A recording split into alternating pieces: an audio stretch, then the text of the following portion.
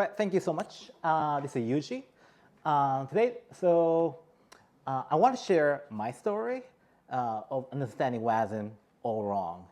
So in this sharing, I'm gonna explain how I went from skeptical to excited, especially about using WASM to boost the performance. This is me. I'm Yuji. I'm the VPO at NEME. So for most of my work, I do management. But I also consider myself as a web dev. That's why my main interest is to compile Rust code into WASM modules and import them from JavaScript runtime. Yeah, I titled this slide npm build my name, but I should change it to cargo build my name for today's Tokyo Rust meetup. All right, so let's talk about WASM, and I want to ask you a few questions. So how many of you have used WASM before? How about WASM for front end? Oh, Brian, I see, two. And then how about back end? I see. So yeah, almost the same. Yeah, well, my goal today is to double the number of people who raise a hand after this presentation. So what's WASM? So you may have heard WebAssembly instead of WASM, but they're exactly the same thing. WebAssembly is abbreviated to WASM because W stands for web and then ASM stands for assembly. And here is the definition of WASM. So WASM is a low-level bytecode format. It's a binary, so it's supposed to be more efficient than plain text. And because it's binary, it's really hard for human to write it directly. So instead, it's a compilation target for languages like C, C++, and Rust. Rust has a very good native support for WASM. So when you hit cargo build or Rust C, you can pass -- target, WASM32, unknown, unknown, and by doing so, you can easily get your WASM modules for you. And our original goal of WASM is to enable high-performance web application on browser. So you may have seen a lot of crazy video games that you can play on browsers, or you may have repeatedly heard the success of Figma or Adobe thanks to WASM working in a browser. But nowadays, WASM is increasingly used on the server side more and more, and I hope to explain why that is happening recently. And learning WASM in those bullet points isn't that exciting, so I want to explain what is WASM in an analogy. And the closest analogy we have to WASM is actually Java's write once and run anywhere story. And let me explain about it. So you have your Java code, and you compile a Java code using Java-C command to make the Java bytecode. And this Java bytecode itself is not a machine code. Instead, it's an intermediate representation which does not contain any CPU architecture, specific line of code. Instead, it's interpreted and executed by JVM, Java Virtual Machine, to allow your code to run on ARM, x86, or Mac or Windows, Linux, on any environment. And later, other languages are added to this Java family, like Scala and Kotlin, that can be also compiled to Java bytecode, which allows your code to run on any CPU architecture, any OS, and any environment. And interestingly enough, WASM works exactly the same. So name your favorite language. It can be C, C++, Rust, Go, Python, even Ruby. That can be all compiled to WASM bytecode. And again, this WASM bytecode is not machine code. It's an interpreted representation that is executed by WASM runtime to allow your favorite language to run anywhere. And one thing WASM does even better than Java is that it is supported by so many different runtimes. Back in 2019, WASM is standardized by W3C, and by then after then, all the modern browsers already support WASM at their runtime. So V8 for Chrome, and then Microsoft Edge, and SpiderMonkey for Firefox. And in here, V8 is a really, really interesting one because V8 is not only the JavaScript runtime for front-end, but also it's for Node backend too. Meaning that when you make a WASM modules for front-end, that means that you can make it work on the Node backend too. And then there are many other interesting areas. For example, another interesting area would be edge computing. So there is a service called Cloudflare Worker. Yeah, their sales team have been in trouble recently, but their product is really good. So what you can do with Cloudflare Worker is that it's a service that you can make your JavaScript code deploy to edge computing environment so that you can solve a lot of latency issue all over the world. And then because the Cloudflare Worker is also using V8 as its core isolation technology, meaning that when you make a WASM module that works on browser, you can make it work on the backend, and you can make it work on the cloud edge computing as well. And then recently, more native approach came out, which is very interesting, like WASMer and the WASM time. So unlike V8 and SpiderMonkey trying to execute WASM bytecode from JavaScript runtime, WASM and WASM time execute WASM bytecode directly by command line or from container or from the edge computing environment, which is much more lightweight and performant. And today's goal for me is to share with you my journey, take you to my journey, which has a lot of ups and downs. And then this is called Gartner Hype Cycle. This is a very typical path that many technology go through when it's introduced to the market. So when the technology is introduced, like people have peak of inflated expectation, like imagine, oh, I can do this, or I can solve this really hard problem with this technology. But then people go through the trap of disillusionment, realizing that what you imagine is actually not true, where you find some limitations, where you find some another technology that solves the problem even better. And then finally, people slowly understand what they can actually do with the technology and slowly climbing up the slope of enlightenment. And I feel that the WASM is currently going through this roller coaster, and currently people are slowly climbing up the slope of enlightenment, and I consider myself too. Yeah, so I want to take you to my journey, and the first journey I took is the peak of inflated expectation. So when I first learned about WASM, I had high hopes. I was really excited, especially about after learning 5 features that WASM offered, and let me explain about it. So I'm a web dev, so my main interest is to use WASM module from JavaScript runtime. And as we know that JavaScript is not the fastest language, but it works on browser, so you use it. It would be really nice that you can use Rust and compile the code and make it WASM module that works on browser, which means like your code becomes like 10 times faster. That's really exciting. So I really love that idea. And second feature that WASM offers is polyglot. So again, JavaScript is the only one language that runs on browser, but it would be really nice that Go developer make their WASM module and Rust developer, Ruby developer, Python developer work together to make one application. That sounds really futuristic. I really love that. And the third feature it offers is cross-platform. So it's already nice that all the modern browsers already support WASM at their runtime, but also because of V8 supported by it's used for Node.js backend and Cloudflare Worker, so it can be used for Node backend and also edge computing. That's really great. And there are 2 other features that I didn't appreciate those value enough when I learned about these feature, but let me explain about them anyway. So the first feature WASM offer is security. So it says that WASM execute in a sandbox environment, so it's secure. But when I learned about it, I didn't really understand what it really means. I feel like, oh yeah, some smart people saying it's secure, so I trust you. That's how it was. And the last feature that WASM offer is cross-architecture feature that allows your code to work on the any CPU architecture, as I just explained. This one I didn't appreciate the value enough. How I understood is that it would be really bad or terrible if I need to limit the browser for Linux only or Mac only in order to enable WASM. And how I understood about this cross-architecture feature is that I don't need to limit the browser support. That's how I understood about it at the beginning. And in case if you haven't seen this demo, it's actually coming from 11 years ago. I was actually surprised by the fact. So it's a demo made by Mozilla playing the FPS game on browser using WASM and also WebGL together. And so when I first learned about WASM, here is my first perception towards WASM. And again, I'm a web dev, so my main interest is to use it from JavaScript runtime, so I put the V8 in the center. And I thought WASM's biggest use case would be front-end, because think about it, JavaScript is the only one language, but now we can use a lot of languages, especially lower-level language, to execute your code really fast. So that's really exciting. And then maybe the next use case would be edge computing. I haven't used Cloudflare Worker for work. I just use it for hobby, but I really like the concept. So except the salespeople, but anyway.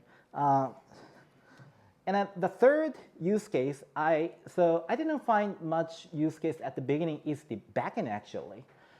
So because even before WASM came out, Node.js had a FFI without any problem. So you could execute C code or C++ code or Rust code by using FFI, and that helps your code to run really fast. So yeah, I didn't have any problem with FFI.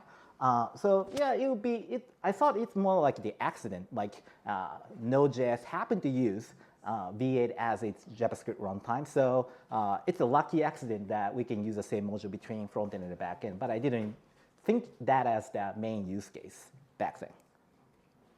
And some of you probably figured out that I had a lot of misunderstanding and misconception. But let me continue explaining how I understood about WASM back then. So this is how I thought about WASM. So I thought WASM is just another FFI that happens to work on browsers.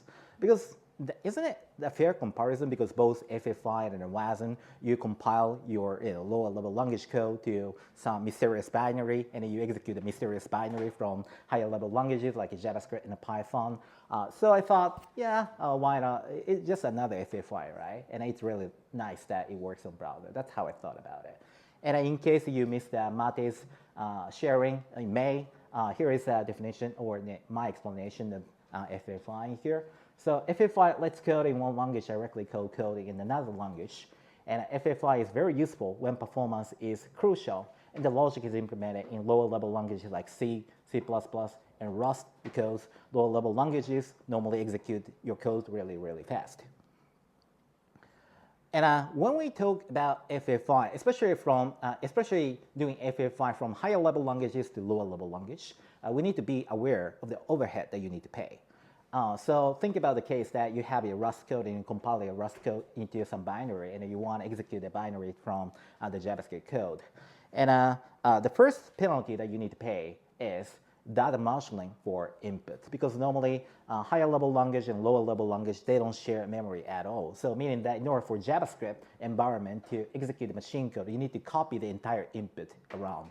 And if it's a higher level data structure like an array or a string, then you need to do a lot of remapping because how the memory is being held between Rust and JavaScript is different. One example is that for string, Rust uses UTF-8, whereas JavaScript is somehow using UTF-16. So I need to some conversion to trigger the code in machine code.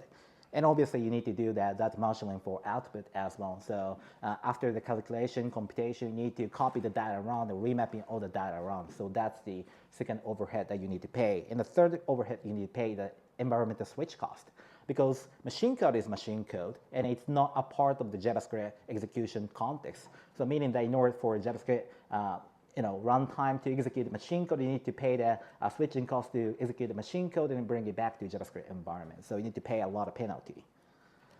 Yeah, but I was still in hype mode, and I wasn't really okay with those penalties that you need to pay, because I was thinking something like NumPy. In my opinion, NumPy is one of the most successful libraries that uses FFI. So if you look at the code being used in NumPy, you find C and some C++, but mainly C. And Python will remain just a glue code for you to execute. But when people use, Python developer use NumPy, people don't really pay attention too much about the switching cost and environmental switch cost and everything penalty, because normally the benefit that you can get is much bigger than the penalty you pay.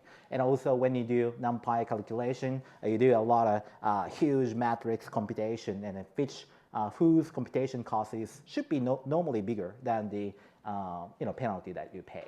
So I was imagining something like that in WASM 2 on browser. So some smart people come up with a really cool library for me to use, which may probably have some penalty and environmental switch cost, but bring a lot of benefit that's bigger than that. That's how I thought about WASM. And so I went through the peak of inflated expectation, and obviously I was really disappointed about the technology later. So I went through the trough of disillusionment. Right. Sorry. Okay. So this is the first WASM code that I wrote. This code is actually coming from the tutorial book of WASM Bindgen. WASM Bindgen is a really cool framework that makes it super easy for you to compile your Rust code into WASM module, and not only that, it produces and generates the bridging code for your JavaScript code, so that it makes it super easy for you to execute this add function from JavaScript environment. So I took the code from the tutorial book, and I used WASM-Pack, which is another tool to generate WASM module with doing a lot of optimization and then tree shaking and all that. And I tried that, and the produced binary size is 214 bytes. It's really small, so I thought, like, all right, WASM, you are doing a really great job, and then keeping the promise that WASM being very small and efficient. And I decided to look into WASM more, and I figured out there is something called WAT format, standing for WebAssembly Text Format. So there is a toolkit or a repository called Wabbit that has a lot of libraries or command line tool that you can use that helps you do a lot of WASM development. And there is a command line called WASM to WAT. So WASM is a binary, and a binary is really hard for a human to read. So WAT representation makes it easy for us to read it. And it's kind of like a one-to-one relationship. So you can convert WASM to WAT, and you can convert WAT to WASM, vice versa. So it's really, so you can basically consider it a text representation of WASM. And this is how the WAT representation of the previous add function. By the way, I didn't explain about the add function. So this is just doing, taking two arguments, A and B, both U32, and then you add them up and return the value. Super simple like that. And so as you can see, you can kind of see the method in here already, right? So from the third line to sixth line, it is taking the first argument, the second argument, and add them up and return it. And it's a super simple stack machine. And you can see, all right, so WAT and WASM seem to have a type declaration here. And all right, so this function is being exported as add. So kind of tell the structure. And if you are kind of familiar with JVM or Java bytecode, for example, Java bytecode doesn't usually have like a function structure or the if structure or loop structure. There are a lot of labels to go and jump around. But it seems to be WASM has some structure in the bytecode. All right, and so I learned about WASM, and then so I decided to tweak the code a little bit to see how much, what representation changed, and also how much binary being increased. So what I did is just to stringify both arguments and then parse it back to U32 and unwrap it. So basically doing nothing. So returned exactly the same value, and I didn't change the argument type and return type, so meaning that it shouldn't affect any data marshalling or anything, right? So I wanted to see how much binary size being increased by generating WASM module, and this is the binary size that I get. So it was 16 kilo freaking bytes. And this is a WAT representation. And you know what? This is not the entire representation. I tried to take the screenshot really carefully to fit in everything into one screen, but it's 1/3 of the entire WAT representation. And to be fair, there are 5 techniques that I know in order to optimize a WASM module size. So let me go one by one. And the first one is to avoid panics. So I called unwrap function. Unwrap function can potentially cause your code to panic. And when the code can potentially panic, the WASM needs to have some line of code to do error handling and all that. So one of the best practices when using WASM is to abort the process immediately instead of panicking. So that's one technique that you can use. And the second technique you can use is to tweak the configuration of LTO. So I've already used WASM-Pack, which do a lot of tree shaking and also optimizing the binary size. But it has a configuration. I believe the default configuration is S. That is kind of like a balancing between the produced module size and also the execution performance. But you can tweak the configuration, change it to Z. Z is like the most aggressive configuration to reduce the binary size as much as possible in exchange of losing some execution performance. And the third option is the switch to VAlloc for memory allocation algorithm. Rust default memory allocation algorithm is optimized towards the execution performance, obviously, because backend developer normally care about the execution performance than the binary being generated. But you can switch the memory allocation logic to VAlloc, which is optimized for producing smaller binary, especially for WASM use cases. So it reduces some of the execution speed a little bit, but you can kind of get some smaller binary size. And there are two other techniques that I didn't use. One irrelevant, one I didn't want to use, but I should mention it anyway. So one is avoid string formatting. So you do the print line format macro that does a lot of string formatting, and string formatting is known to generate generate bigger size of WASM modules. So one general tip is to avoid string formatting, although I didn't use it, so it's irrelevant. And the last technique that I really didn't want to do is to do manual tree shaking. So I did use WasmPack, which does a lot of tree shaking and optimization, but it doesn't do a lot of things aggressively. So let me explain. So why is this binary that big? So the reason is that when I call toString, it implicitly loads the standard library for string. And WasmPack cannot go really aggressive about tree shaking standard library for string and making all the function unreachable, because it's really hard to tell what's going to happen when you make one standard library unreachable. Yeah, so one way you can do is to carefully take a look at what representation and, oh, I can make this unreachable, I can make this unreachable. You can do it, but I didn't want to do it. So I tried the three tips in here on top. So after trying avoid and panic, the binary size is reduced from 16 kilobytes to 14.6 kilobytes. And after tweaking the configuration LTO from S to Z, the binary size becomes 13.1 kilobytes. And switching to VAlloc, the binary size becomes 7.2 kilobytes. So it became lower than half. Yeah, I was not really happy about it. It's still big. And also, I see some of the performance degrade, and I wasn't really happy about it because I use WASM to improve the performance. And then typical reasoning, and a lot of people say, oh, it's because backend developer doesn't pay enough attention for tree shaking and bundling. And I think it's partly true, so let me explain their logic anyway. So these are all bundlers that I have actually used in the past. So can you guys name? So they're the bundler in JavaScript. Do you know what this is? Webpack. How about this? Turbo repo. Oh yes, yeah, it's a turbo pack and a turbo repo. Yes, true. And this one? Rollup. Yeah. Vite. Yeah, and a Vite depends on Rollup, but it's another bundler. How about this one? Parcel, Browserify, and a bun is a TypeScript runtime, but it's also a bundler too. So I put it in here. Yeah, I forgot to add ESBuild in here. But anyway, so there are a lot of competition. You can call it healthy competition in front end, competing each other to produce smaller size of the binary. I know, not binary, but bundled files to the browser, because on browser, it's really important to reduce 1 or 2 kilobytes of the file sent to browser. That changes a lot of user experience. And yeah, some people say like, well, backend developer don't pay enough attention for bundling and tree shaking. That's why the WASM binary size is kind of big. I think it's partly true, but I don't think it's fair just to blame the lack of maturity of the tool chain for this, because thinking about this case. So in this case, the binary size is increased because it introduced the standard library, right?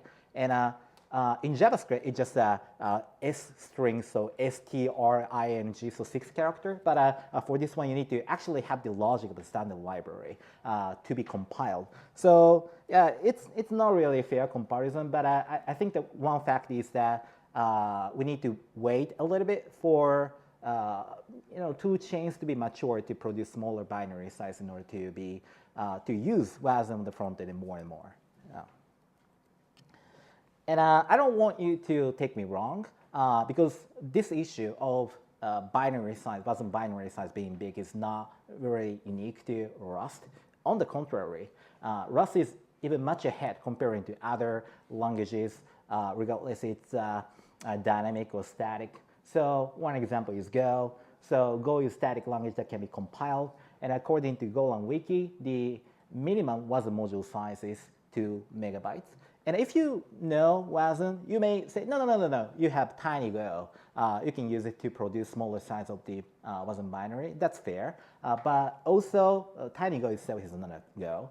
So if you use TinyGo, you need to give up some of the function like reflection. You need to give up some of the standard library. You need to give up some of the favorite library that you use every day. So I think it's kind of fair to mention that Go's minimum was module size 2 megabytes. And Python is a dynamic language, so it's much harder. And until a few months ago, the only way to execute Python in WASM is really kind of cool. So there is a Python interpreter in CPython, right? And CPython is obviously implemented in C. So what you do is to compile CPython, and you pass the Python code to that, and execute the Python code.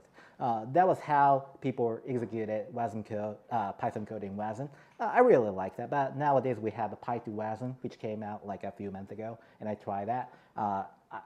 As far as I know, its approach is very similar to Rust and Go, and many other languages. So it directly compile your Python code to WASM module and execute it. And I tried to compile add function a plus b, and produce WASM module size is like 25 megabytes. Yeah, well, maybe there are some techniques to optimize the module size, but this is the result that I get back then. Yeah, so I was disappointed, and I actually stopped using WASM for years. I was like, no, WASM is not ready, and that's how I was saying. Yeah, but I actually had a turnaround which changed my mind a lot, and that's my main point of my presentation, so let me share it with you. And the turnaround is actually coming from a library called H3 and H3.js developed and maintained by Uber team. So it's not my main point of the presentation, but let me share about it anyway. So Uber team does a lot of geospatial computation and indexing, which tend to be very, very heavy. And so they come up with, why not we make a hexagonal grid for the Earth so that the computation becomes much easier and fast. And that's the library for that. And then core library is implemented in C, so H3. But Uber team decided to, make a variety of languages that works for H3, so Java and JavaScript and Python. And normally those languages use H3 in C and use FFI for the integration. But among those in the library, H3.js, the JavaScript version, is a little bit unique one because H3.js uses the H3 not by FFI, but using WASM instead. So they're using Emscripten. Emscripten is another framework that makes it super easy to bridge your JavaScript code and C code compiled from WASM. And I wanted to use this H3.js, but I needed to know how slow it is because I thought, I want to use it, but it shouldn't be as fast as H3, original C implementation, right? Because you need to pay some penalty. So I needed to know how slow it is. And if it's too slow, I need to think about more native approach or maybe think about scaling and all that. So I did a benchmarking. And I was lucky because both H3 and H3.js already had a benchmarking script in it. So I could just execute the code. And I could just compare the basic function and with the same parameter.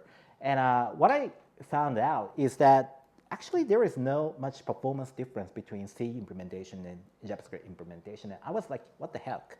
Well, so H3.js slightly outperformed H3, but I don't think we should pay so much attention about outperforming part. I think it's just a noise because the benchmarking script and framework are different. So that gap part isn't that important. But the point here is that, hey, I was expecting H3.js should be half the size or one course, but it's almost the same. So where did the overhead go? I was like panicked. So I decided to do further exploration to compare the execution performance between JavaScript and WASM and FFI.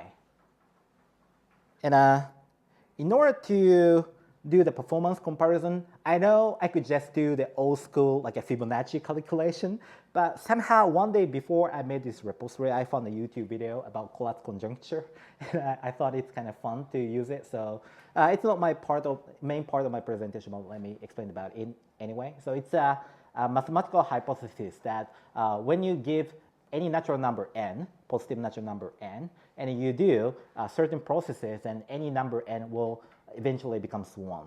And the process is that when the n is even, so let's say the number is 10, then you divide it by 2, so it becomes 5. And then when the number is odd, then you multiply it by 3 and add 1, so it becomes 16.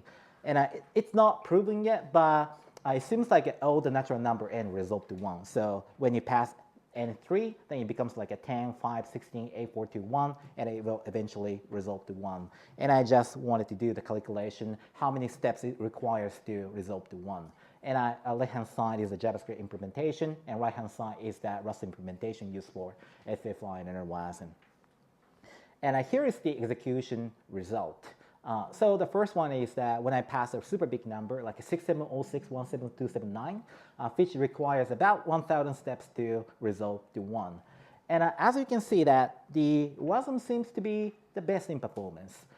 So FFI outperforms JavaScript, plain JavaScript by 7 times, but WASM outperforms FFI by 7 times. And I was wow. And this one is even more interesting. So when I try to pass smaller number like 7, then that requires only 16 steps to resolve to 1. So assumingly, the penalty you need to pay should be much bigger than the computation cost itself. So I did a benchmark, and it seems like, yeah, FFI is the slowest one because the penalty is much bigger than the computation itself. But still, WASM is 3 times faster than the plain vanilla JavaScript. So meaning that WASM is not paying the penalty at all. So I decided to dive deeply into WASM more. And I learned several concepts. And one of the most important concepts that I learned is shared linear memory. So coming back to the code that I shared with you, so add function taking a and b and return the a plus b. And you want to execute, so it's a Rust code and you want to compile this Rust code to WASM module, then you want to execute that WASM code from JavaScript runtime. And this is how it works. So in order for JavaScript to execute this add function, you need to pass the argument a and b, right? So you write a and b to the shared linear memory. And it's it's almost the same as JavaScript calling another function, because in order to execute another function in JavaScript, you pass the write the memory for the argument. And then because it's shared, the WASM module can read it directly, so it doesn't involve any data copying at all. And because it's linear, it's really fast. And actually, there is another word being hidden here that's uninterpreted.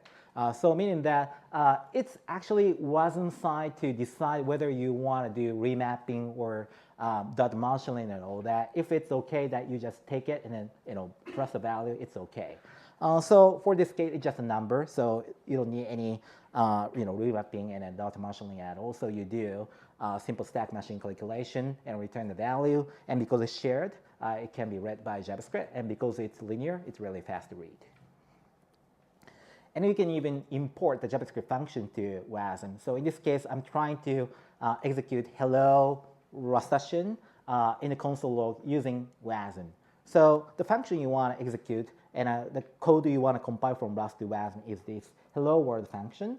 And that function is taking name argument star, and it is combining and formatting with hello, so accepting Rustacean, it's going to format hello Rustacean, and you want to pass the hello Rustacean to log function. And what this log function, so this external C is kind of declaring, hey, this one is coming from outside the world, and in this case, that log function is coming from the JS namespace console, so this is exactly the JavaScript console.log.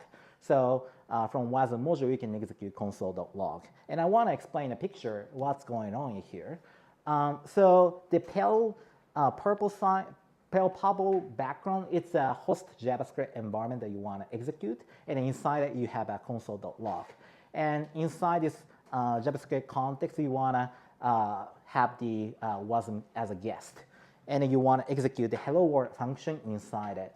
And but this hello world function wants to trigger the console.log method from outside. So how you do is that you can actually import this console.log into WASM modules. And of course, after import it to WASM module, you can trigger this function by calling. And then you export this hello world function to JavaScript world so that you can call it. And in order for you to call this hello world function, then you can write the name argument to shared linear memory. Because it's shared, it can be read by WASM module, and because it's linear, it's really fast. So that's what's going on in here. And after drawing this picture, now I finally understand what it means by WASM being secure.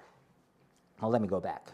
So the best way to compare is to compare it with just the FFI executing some machine code. So FFI, it's open by default, so the compiled Rust code can do anything. So when you try to do, it can read the memory that's written by the JavaScript environment, or it can try to do like a malicious HTTP request code, or it can try to read the etc password file. It can do basically anything. But here in WASM, all the memory that it can read is the shared linear memory and nothing outside. And also, so this case, you explicitly imported the console.log, so you can finally execute the console.log. But because you haven't imported the HTTP request, so you cannot do HTTP request. Because you haven't imported the file read, so you cannot do file read. That's why WASM is secure. And now we want to understand about the WASM execution process and try to understand why we don't need to pay the penalty. And I've already explained a lot, and that is the shared linear memory. Because it's shared, you don't need to do a lot of data marshalling and data copying. Sometimes you need to do some data marshalling. For example, as I mentioned, like the Rust and the JavaScript hold string in a different structure. So when you really need to convert UTF-16 to 8 and vice versa, then you need to do the conversion, and you need to do some data marshalling. But you do it only when you need it. So data marshalling and input and output cost is really low.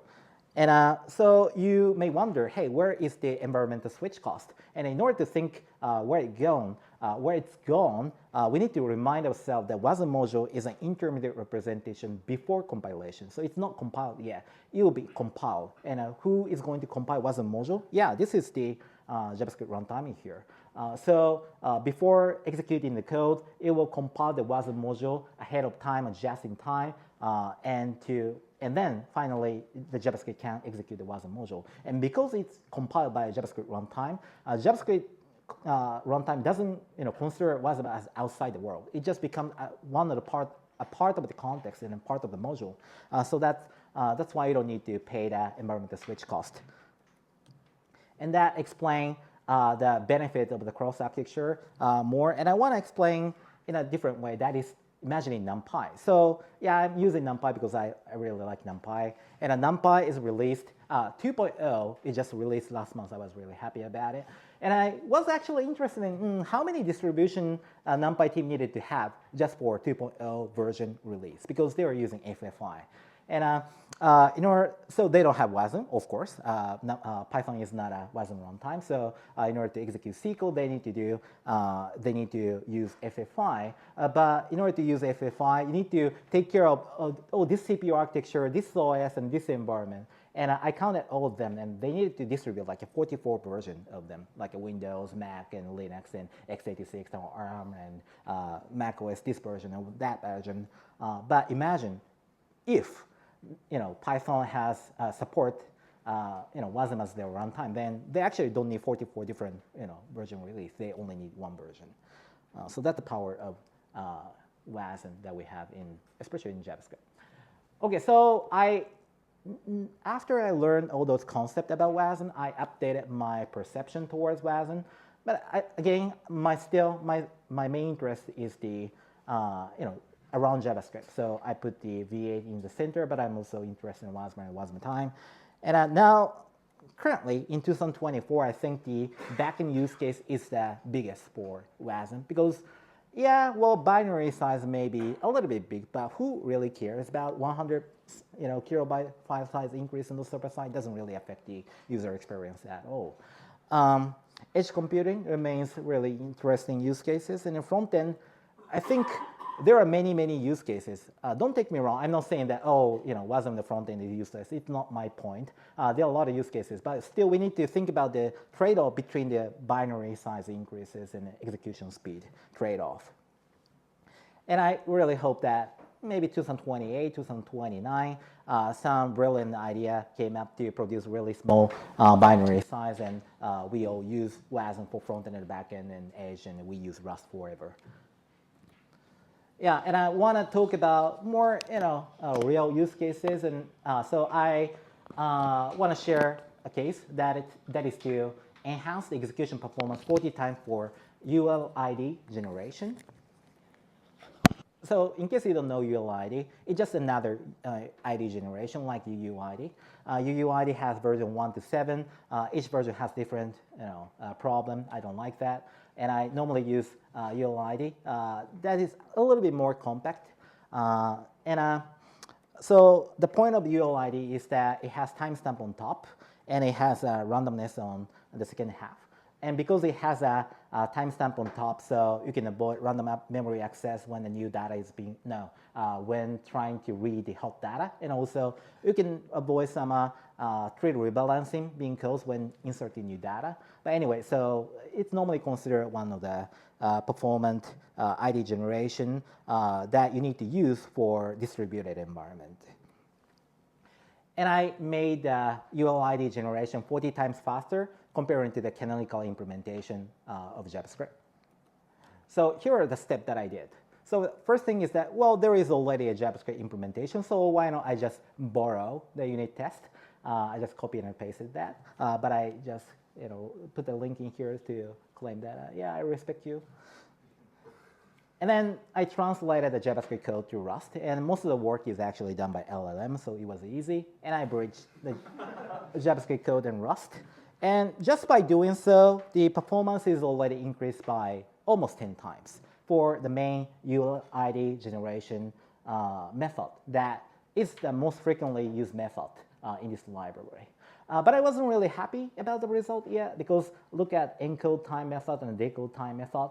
Especially this encode time method, after using WASM, the performance is reduced into half, probably because I didn't use the right memory structure or right computation style. So I wasn't really happy about it, and I wanted to improve the performance. So I needed to take more nuanced approach to take a closer look at each line of Python code to think about whether I can improve the performance. And I put some of the tips in here, but yeah, it's all about code. I think it's easier to do live coding in here. What I'm gonna tell isn't really specific to WASM at all. I think it's all about optimizing your code in Rust in general, or maybe it's not even about Rust at all. But I wanted to mention that anyway because sometimes people say like, oh, I tried replacing JavaScript code to WASM compiled from Rust, but I didn't get as much performance enhancement as I expected, so I was disappointed by it. Yeah, I hear that sometimes. But in my opinion, I think Rust offers more variety of data types, structures, and ways to optimize your code. So by using that, sometimes you can actually improve the performance more than you actually expect, and I want to show you the example. So I think I need to execute the benchmark first. So I need to practice how to do a demo in this style. Benchmark. Yeah, I think it takes time to execute the benchmark, so let me check the code first, whether which part we can improve the performance. Oh wait. Somehow, like I forget about the command line that I normally use.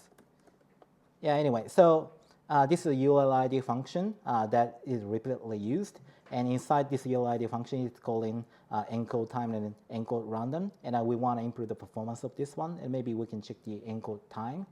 And let's see whether we can improve anywhere.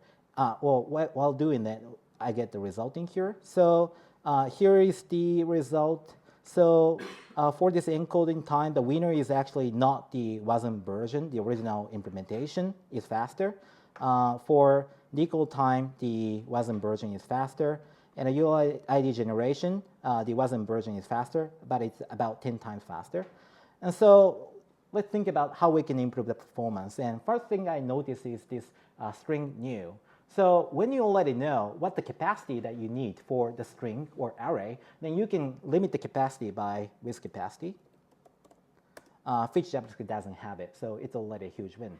So how many lengths do I need? Well, there is a looping here and a looping for length times.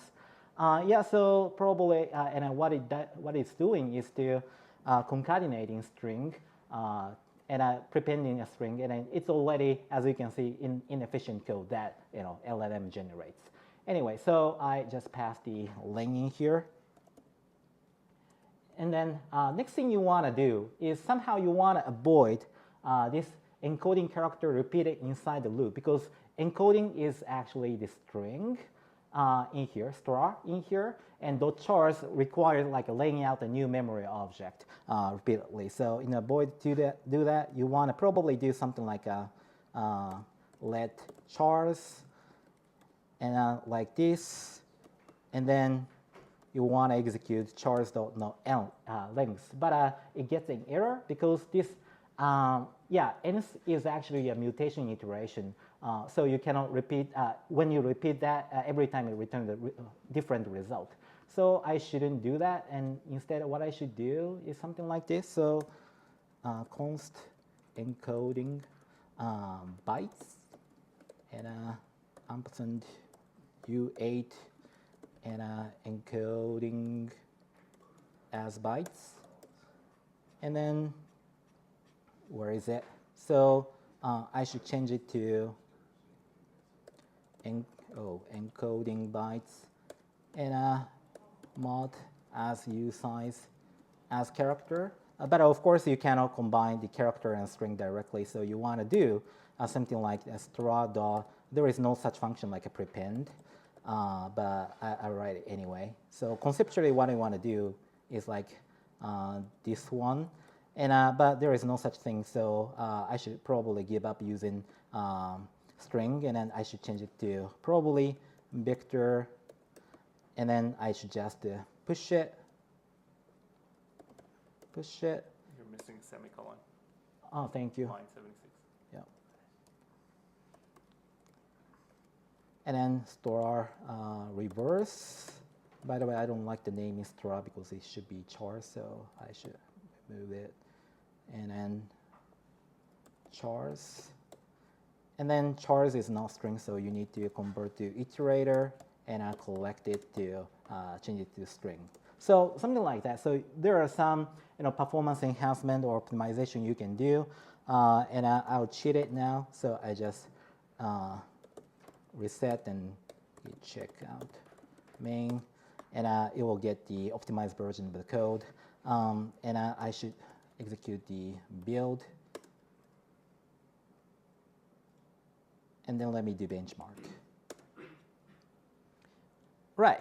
So it takes time for the execution. So let me continue. And then coming back to the slide.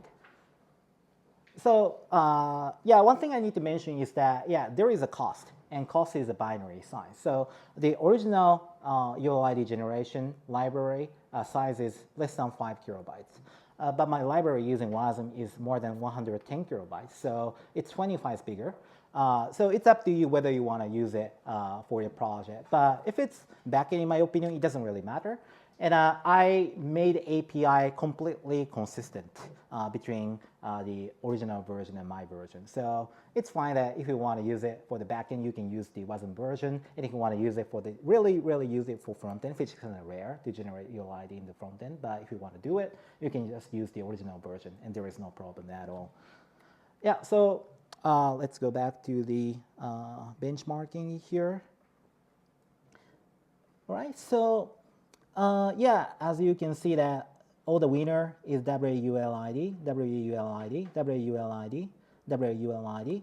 And this one is the main ULID generation function. That is about 40 times faster. So that's the result.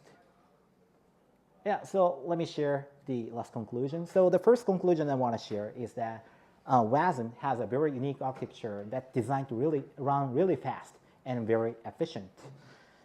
And the next thing I want to tell is that WASM for backend is ready, so you can use it today, especially for performance crucial tasks.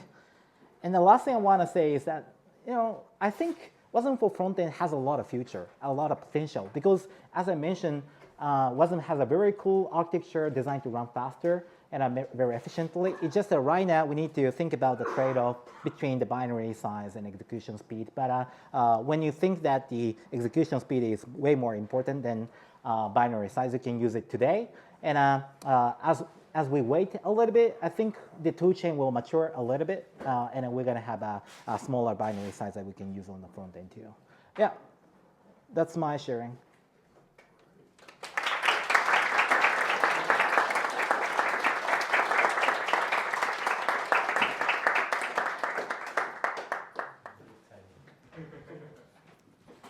I don't have much experience using Rust in backend, so I'm just asking a rookie question basically.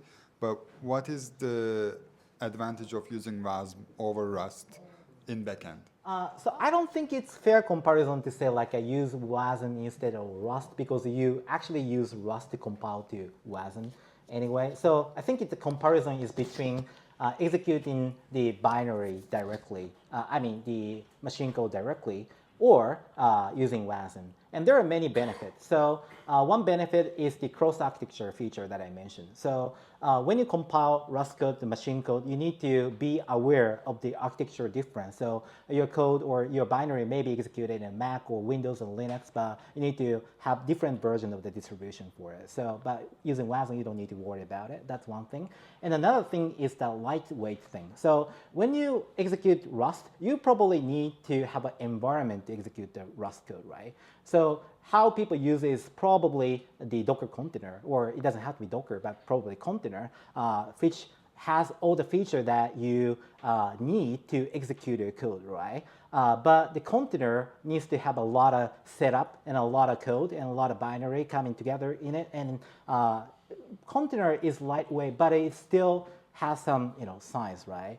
And so what's great about it is that it's just a super simple, S expression, stack machine, line of code, and so it doesn't have to be really container. It can be just a WASM execution like a WASM and a WASM time, which can run on edge computing environment, and it can reduce a lot of unnecessary binary size, and it can be much more lightweight and still execute near native performance. So those are the benefits, in my opinion. Yeah. All right, next question. I'm curious to know whether you tried using NoSTD to try and reduce the binary sizes at some point.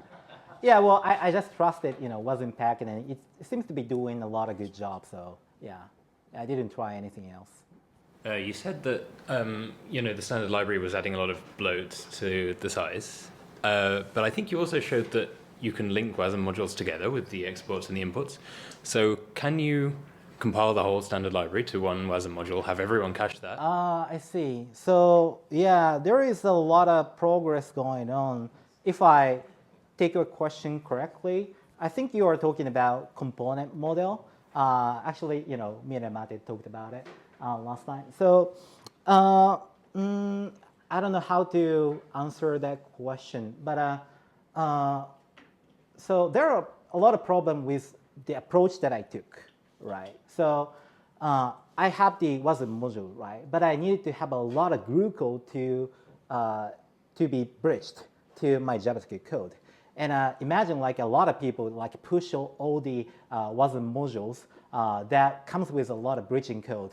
And in order to execute it, maybe this library wants to just communicate with another library directly, but you actually need to go to the host environment and go to the JavaScript and then communicate with that other module. And then, although the data marshalling is small, but you need to do a lot of data marshalling, and you need to have a lot of templating code.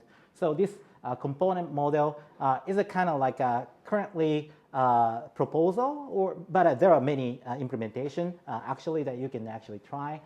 So what it is trying to do is that WASM module and a WASM module can communicate each other and call the function, and then act as a one application on library.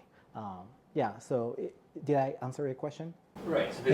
So this isn't ready yet, basically. No. There are many tool chains that you can already use it, but I don't think is still finalized. So there are a lot of implementation being ready, but there are, for the spec, people are still have a lot of discussion about it. Okay. Yeah. So in the future, I guess like the size of the standard library won't be a problem then, if everyone just has the standard library. Oh, you are talking about standard library. No, so I actually don't know, but as far as I guess, I'm not a specialist about this, but I don't think this WASI or component model doesn't really solve the standard library size being big. Or maybe there would be some standard ways to present the string, but I don't know if it's something WASM should do. So I actually don't know whether the standard library binary size being big is being solved and how it's being solved. Anybody have any idea about it? I'm not so sure it's that the standard library is inherently large. It's more related to the fact that Rust is so aggressively trying to go for performance that the standard library and the language itself is trying to do monomorphization very, very aggressively. So it just generates much more code for all the different variants of types and stuff. And that's kind of unavoidable for that kind of language. Yeah, unless you box everything. Yeah. So unless you specifically, make your code such that you avoid monomorphization, you're going to have a lot of extra code. Yeah. Basically, box 9 everywhere. Thank you for answering. Sorry. Probably back to 2 years ago or so, there is a Zaplib. This is a kind of supporting library to I like know. helping making WASM for JavaScript and so on. And they actually like gave up to continue their development due to the performance issue. Yeah, I skipped this slide, but actually there is a slide for that. Oh, really? Yeah. So yeah, I wanted to know so this time I show you your presentation and I found probably performance is no longer probably issue. Then what the breakthrough from the past 2 years? Or do you have any ideas on this point? Zaplib, so there is a postmortem made by a startup saying that they decided to use WASM WASM and Rust for everything, right? For building application from the scratch, but they give up immediately because there are 2 points. One is that they didn't get as much performance enhancement as they expected. That's the point 1. And a point 2 is that the tool chaining and the processing becomes much more complex. So these are the 2 points. And in terms of WASM, I think the second point is fair, in my opinion. So there are a lot of tools coming out and they're competing each other, saying, well, I'm the best and I'm the best. And you try a lot of things. But still, comparing to, for example, like JavaScript development using NPM and TypeScript, there are some cumbersome work that you need to do. For this part, that's fair. Another point, like I didn't get enough performance improvement by using Rust and WASM. I'm not sure about it. My presentation, I'm not like it's being against their team. But one of the points is that, but if you carefully optimize the code, you can actually get your performance enhancement most of the time. That's in my opinion. So the blog says like, we only get the performance enhancement by 1.1 something. But I was like, really? Yeah, that's my personal opinion. Yeah. Yeah, thank you so much. Yeah.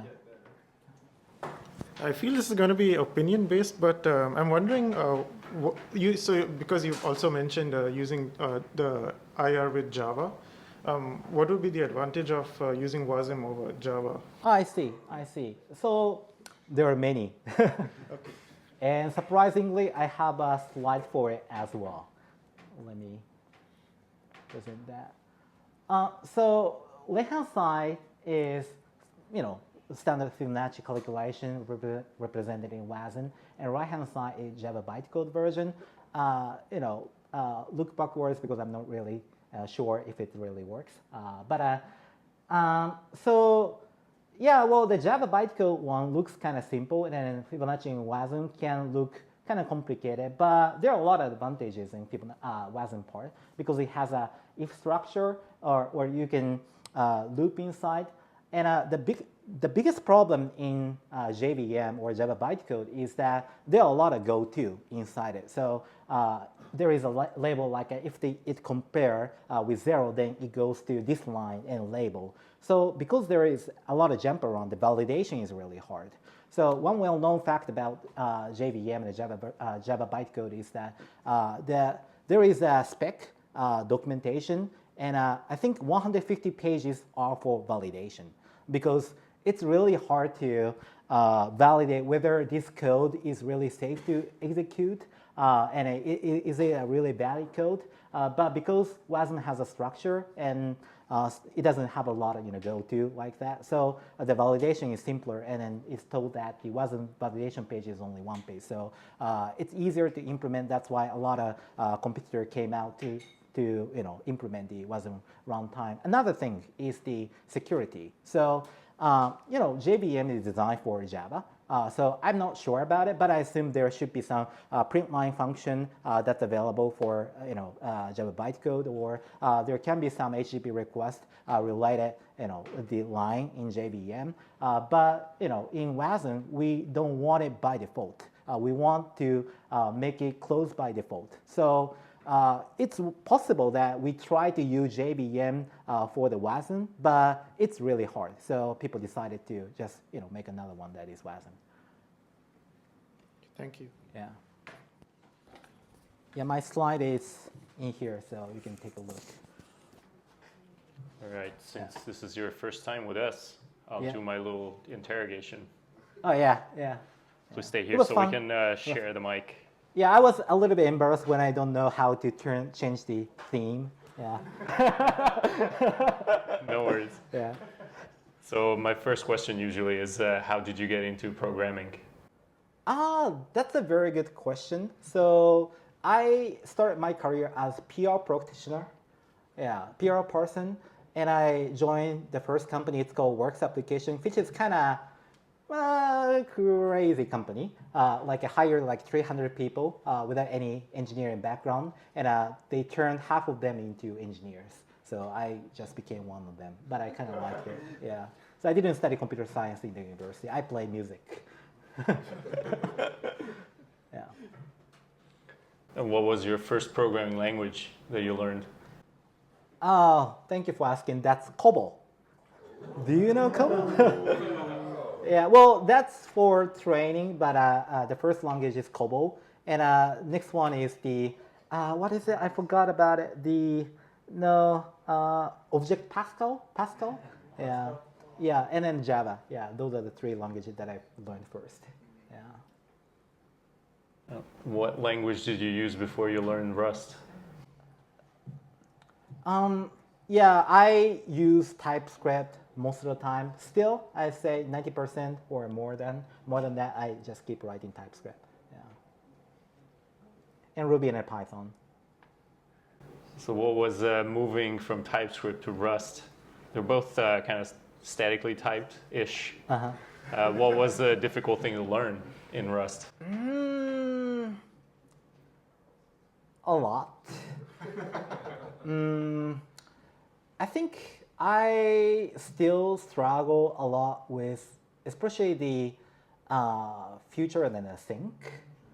Yeah, like sometimes it's just a programming issue, but sometimes I'm just using some library which I cannot really make it work because I'm using the standard future, but I needed to use the Tokyo instead, and that's not the problem, something like that. So yeah, future is something that I struggle a lot. Yeah. One last question.